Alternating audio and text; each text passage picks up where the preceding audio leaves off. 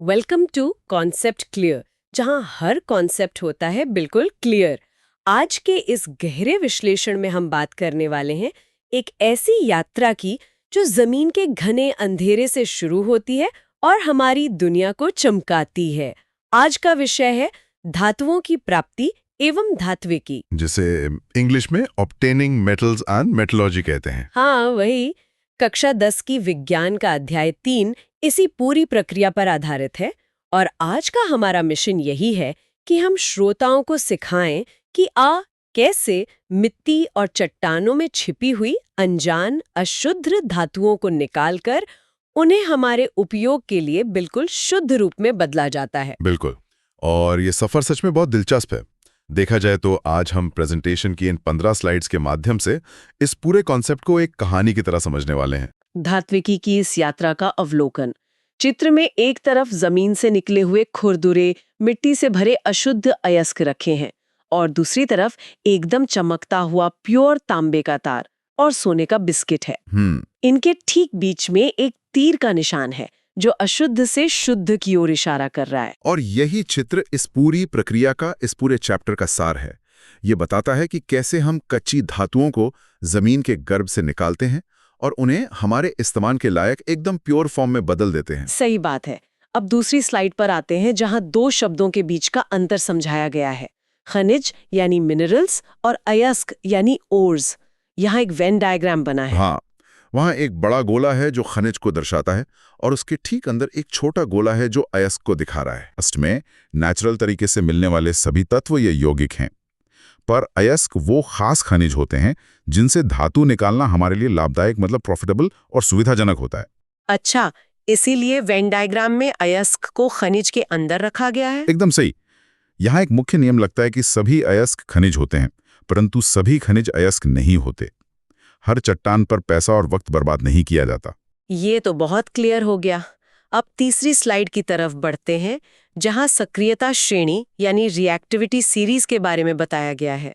यहाँ एक थर्मोमीटर जैसा पैमाना बना है जो धातुओं को 3 हिस्सों में बांट रहा है। ये पैमाना इसलिए जरूरी है क्योंकि हर धातु का निष्कर्षण एक तरीके से नहीं हो सकता।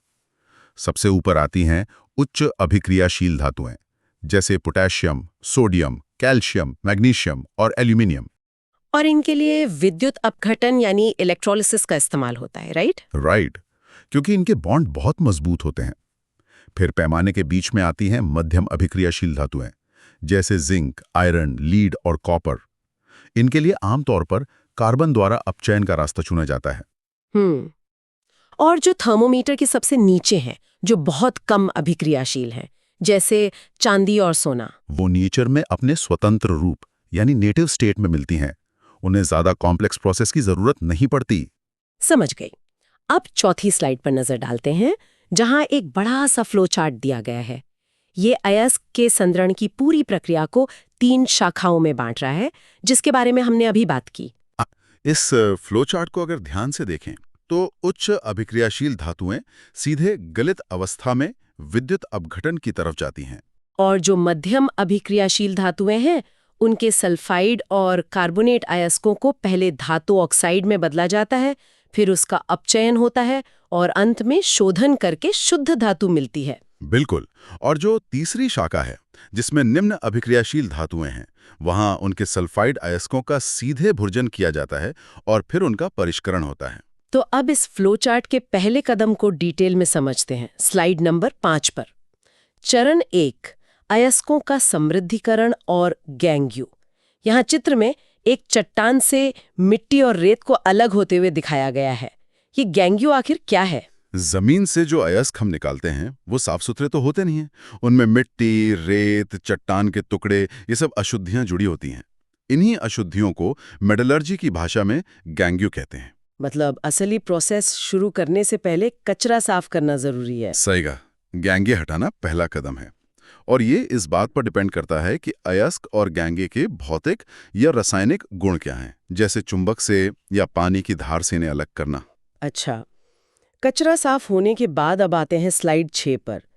चरण 2, कम अभिक्रियाशील धातुओं का निष्कर्षण। इस चित्र में एक क्रूसिबल यानी एक छोटे से बर्तन को बर्नर पर गर्म किया जा रहा है। क्या केवल गर्म करने से? बस हाँ, सिर्फ गर्म करने से काम हो जाता है, क्योंकि ये धातुएं सक्रियता श्रेणी में सबसे नीचे हैं।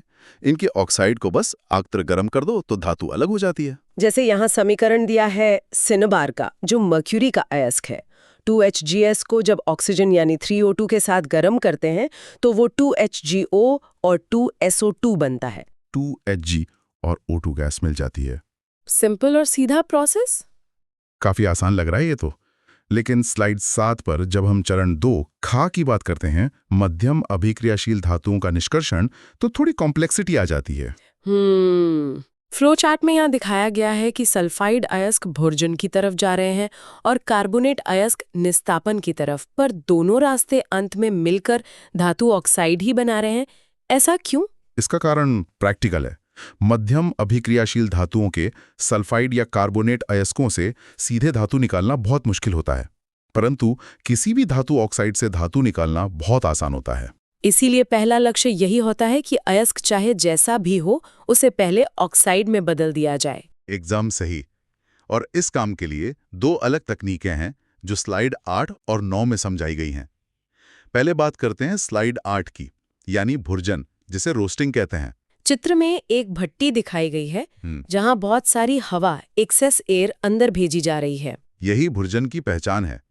सल्फाइड अयस्क को वायु की अत्यधिक उपस्थिति में बहुत उच्च ताप पर गर्म किया जाता है, जिससे वो ऑक्साइड में बदल जाता है। जैसे जिंक सल्फाइड का रिएक्शन 2ZnS प्लस 3O2 को गर्म करने पर हमें 2ZnO यानी जिंक ऑक्साइड और 2SO2 गैस मिलती है। राइट। और अब स्लाइड 9 पर आएं तो यहाँ दूसरा रास्ता है, निस्तापन यानी कैल्सिनेशन। इस चित्र में भट्टी में हवा बहुत सीमित है, लिमिटेड एयर, और वहां से CO2 गैस बाहर निकल रही है। तो भुर्जन और निस्तापन में मुख्य अंतर यही हवा का है। हाँ, निस्तापन कार्बोनेट अयस्कों के लिए होता है। इनमें पहले से ही ऑक्सीजन होती है, इसलिए इन्हें सीमित वायु में उच्च ताप पर गर्म करते हैं। जैसे ZnCO3 को गर्म करने पर वो सीधे ZnO और CO2 में टूट जाता है। समझ गई। दोनों रास्तों से हमें धातु ऑक्साइड मिल गया। अब आती है स्लाइड 10, धातु ऑक्साइड का अपचयन, जिसे रिडक्शन कहते हैं।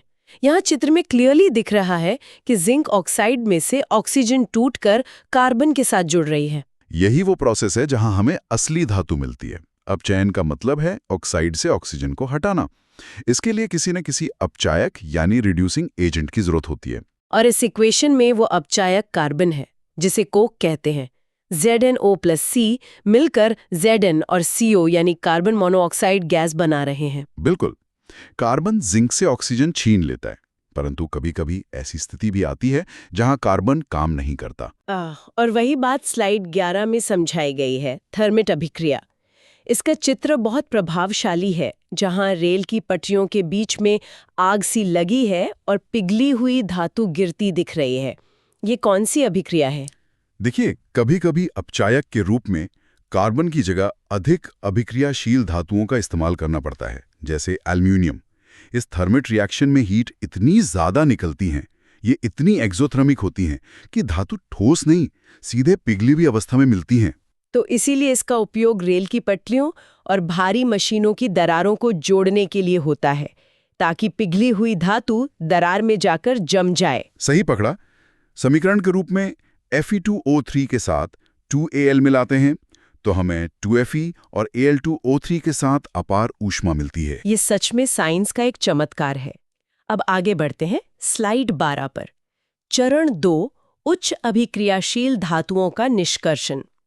इस चित्र में अब आग भट्ठी की जगह एक बीकर रखा है, जिसमें बैटरी और इलेक्ट्रोड्स लगे हैं, और अंदर सोडियम क्लोराइड यानी NaCl का विलयन है। हाँ, क्योंकि ये धातुएं जैसे सोडियम या कैल्शियम, इनके बॉन्ड इतने मजबूत होते हैं कि कार्बन भी इनका अपचयन नहीं कर सकता।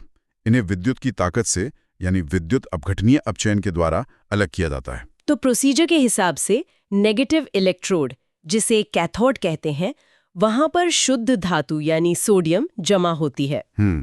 और पॉजिटिव इलेक्ट्रोड यानी एनोड पर क्लोराइड आयंस अपने इलेक्ट्रॉन्स छोड़कर क्लोरीन गैस के रूप में मुक्त हो जाते हैं। ये भी क्लियर हो गया। तो चाहे निष्कर्षण गर्म करके हुआ हो, कार्बन से हुआ हो या इलेक्ट्रिसिटी से, धातु तो मिल गई। लेकिन स्लाइड 13 पर बताया गया है कि अभी एक आखिरी चरण बाकी है। चरण 3, धातुओं का परिष्करण यानी रिफाइनिंग। क्योंकि अभी तक जो धातु मिली है वो 100% शुद्ध नहीं है। आधुनिक उपयोगों के लिए हमें प्योर मेटल चाहिए। इस चित्र में विद्युत अपघटनी परिष्करण दिखाया गया है। यहाँ एक टैंक में अशुद्ध तांबे की एक मोटी प्लेट एनोड की जगह लगी है और शुद्ध तांबे की एक पतली प्लेट कैथोड की जगह है। टैंक में CuSO4 का विलयन भरा है। जैसे ही इसमें विद्युत धारा प्रवाहित की जाती है, अशुद्ध एनोड से धातु निकलकर विलयन में घुलती है और ठीक उतनी ही शुद्ध धातु विलयन से निकलकर कैथोड पर जमा हो जाती है। इससे हमें एकदम शुद्ध तांबा मिल जाता है। पर इसी स्लाइड 14 में एक और रोचक चीज दिखाई गई है।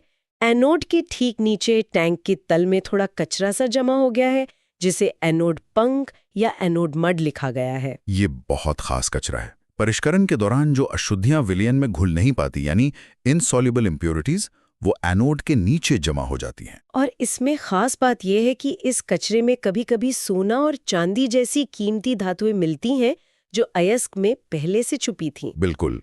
इस एनोड मड को प्रोसेस करके वो कीमती धातुएं निकाली जाती हैं। क्या बात है। तो चलिए अब हमारी आखिरी स्लाइड 15 पर आ गए हैं। यहाँ इन सभी मुख्य परिभाषाओं का एक रिकैप दिया गया है। तो चलिए एक रैपिड फायर राउंड हो जाए। चलिए शुरू करते हैं। सबसे पहले गैंगयू क्या है? जमीन से निकाले गए अयस्क में मौजूद मिट्टी, रेत और चट्टान की अशुद्धियां। राइट। दूसरा भुर्जन यानी रोस्टिंग क्या है? सल्फाइड अयस्क को अधिक वायु की उपस्थिति में ताप पर गर्म करके ऑक्साइड में बदलना। और निस्तापन यानी कैल्सिनेशन? कार्बोलेट अयस्क को सीमित वायु में ताप पर गर्म करके ऑक्साइड में बदलना। और आखिरी अपचयन यानी रिडक्शन क्या है? धातु ऑक्साइड से ऑक्सीजन को हटाकर शुद्ध धातु प्राप्त करना, जिसके लिए आमतौर पर कार्बन का उपयोग किया जाता है। जबरदस्त। तो श्रोताओं के लिए एक क्विक रिकैप ये है कि हमने जमीन से निकली चट्टान से अशुद्धियों यानी गैंगे को हटाया, उसे गर्म किया, भुर्जन या निस्तापन के जरिए, फिर अपचयन करके और अंत में विद्युत की मदद से एकदम शुद्ध धातु प्राप्त कर ली। ये पूरी यात्रा सच में हैरतअंगेज है ना? और एक सोचने वाली बात यह है कि हमारे चारों ओर मौजूद हर धातु की वस्तु, चाहे वो स्मार्टफोन हो या बड़े-बड़े पुल, इन सब ने पृथ्वी के गर्भ से शुरू होकर इस आग और बिजली की लंबी यात्रा को तय किया है। सही बात है। तो ऐसे में क्या भविष्य में हम नई खदानें खोदने के बजाय जो इलेक्ट्रॉनिक कचरा यानी ई-वेस्ट हम पैदा कर रहे हैं, उसी से इन धातुओं को निकालने की और भी बेहतर तकनीकें विकसित नहीं कर लेंगे? ये एक प्रभावशाली विचार है आने वाले कल के लिए। एकदम। और इस दिशा में रिसर्च चल भी रही है। तो इस जानकारी और इस नए विचार के साथ हम इस चर्चा को यहीं विराम देते हैं। ऐसे ही और कॉन्सेप्ट्स को क्लियर करने के लिए कॉन्सेप्ट क्लियर को सब्सक्राइब करना ना भूलें।